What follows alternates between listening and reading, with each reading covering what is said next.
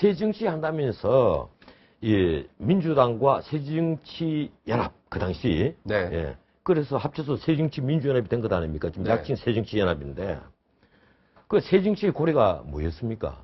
새정치의 고리가 바로 기초선거 무공천, 네, 무공천. 예, 공천 폐지했지 않습니까? 네. 근데 그나마도 나중에 철회를 했거든요. 결국은 새정치 하겠다는 고리 자체도 부서져 버린 셈입니다.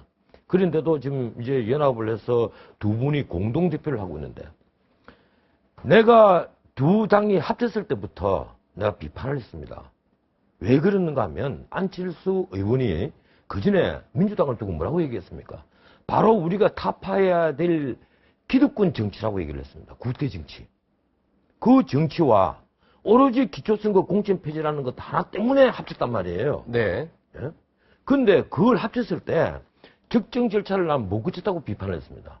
두 분이 밀실에서 언론을 해서 결정을 내리고 안철수 의원은 당시에 공동위원장 6분에게 통보를 하는 형식이었고 그리고 김한길 대표도 최고위원들에게 통과하는 형식이었단 말이에요.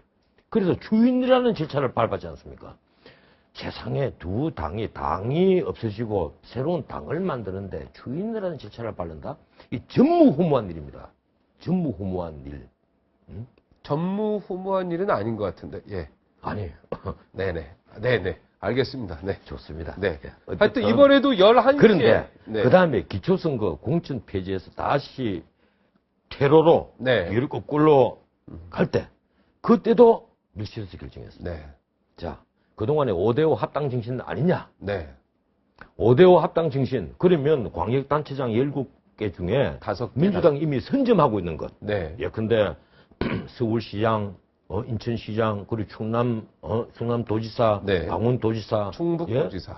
충북도지사 이런 쪽은 지금 기존 현역 단체장을 공천 안 할 방법이 거의 없거든요. 네. 이분들을 빼고 나니까 그래서 그때 저도 제가 하는 라디오 방송에서 그렇다면 새로 뽑는 곳 하고 그리고 이 호남 텃밭 세 군데 네.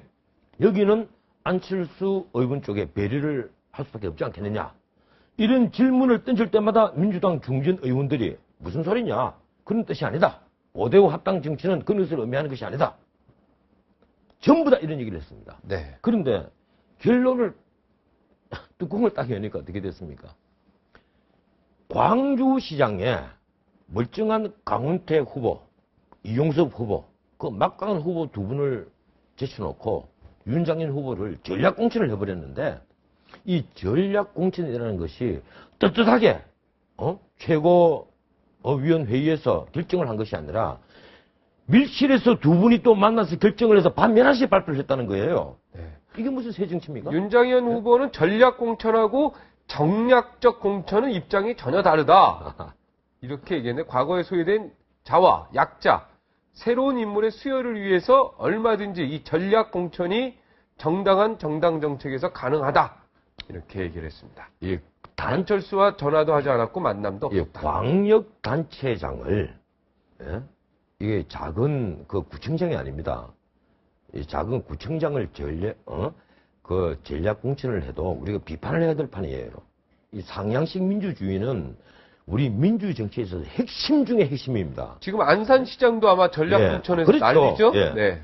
이 상향식 공천 제도는 핵심 중의 핵심인데 네. 광역 단체장을 이 후보가 취약한 곳이라면 그건 전략 공천이 가능하겠죠. 네. 낯서는 분들도 없고 어차피 지금 열세인 후보들만 있다. 이래 되면 뭐 전국적인 인물을 내세워서 전략 공천을 할 수가 있겠지만 잘못됐다. 지금 광주는 텃밭이에요. 네. 그 텃밭에 막강한 이용섭 후보 그리고 강훈태 후보가 있단 말이에요.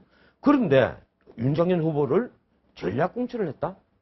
그것도 밤에 두 분이 11시에 결정을 했다. 11시에 발표를 했다. 그것도 전무후무한. 과연 이것이 새 정치입니까? 네.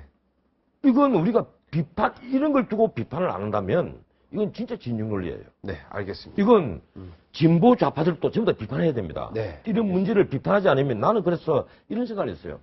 안철수 공동대표가 왜 자꾸 허방으로 자꾸 가느냐. 헛발질을 하느냐. 예, 허방. 밑에 퉁 빠져가는데 빠지는 곳. 네. 자꾸 허방에다 발을 자꾸 짚느냐. 네. 정도를 걸어도 자기에게 미래가 있을까 없을까 좀 불투명한 판에 왜 자꾸 허방으로 가느냐? 새 정치하겠다면서. 네. 난 그걸 무슨 이해를 못 하겠어요. 네. 뭐든지 정치라는 것이 항상 정도를 가야 되거든요. 네. 예? 그건 새누리당이든 그리고 새정치민주연합이든 다 마찬가지입니다. 정도를 걷는 사람이 나중에 권력을 잡았을 때 네. 그래야 제대로 된 또 정치를 해요. 네. 정도를 가자. 예. 네, 근데 알겠습니다. 지금 우리 정치판을 보면 이 정도를 걷지 못하니까 결국 국민들에게 냉소증을 일으키는 겁니다. 거기다 아까 내가 모두에다 얘기를 했지만은 두 당이 제대로 정책을 못 갖고 있고 정책이 엇비슷하다.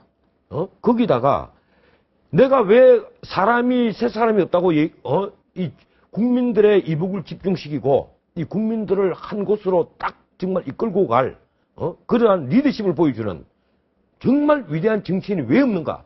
바로 이런 일 때문에 그렇습니다. 네. 알겠습니다. 국민들에게 거짓말을 한단 말이에요. 거짓말이 정치라고 이미 거짓말- 2000년 전에 뭐 아리스토파네스가 그래서 얘기했지 제가 않습니까? 모두에 제가 그 얘기를 한 겁니다. 네. 이 거짓말하는 정치인들은 이제 차례차례로 속아내야 됩니다. 네. 근데 거짓말을 많이 할수록 훌륭한 정치인이라면서요? 아까 지금 대중민주주의의 그게 맹점 중에 네. 하나라는 거죠. 네, 이 알겠습니다. 린든비 존슨이 잘못된 거라는 얘기죠? 예. 네. 존슨이 얘기한 거. 여기까지 하겠습니다. 오늘 고맙습니다.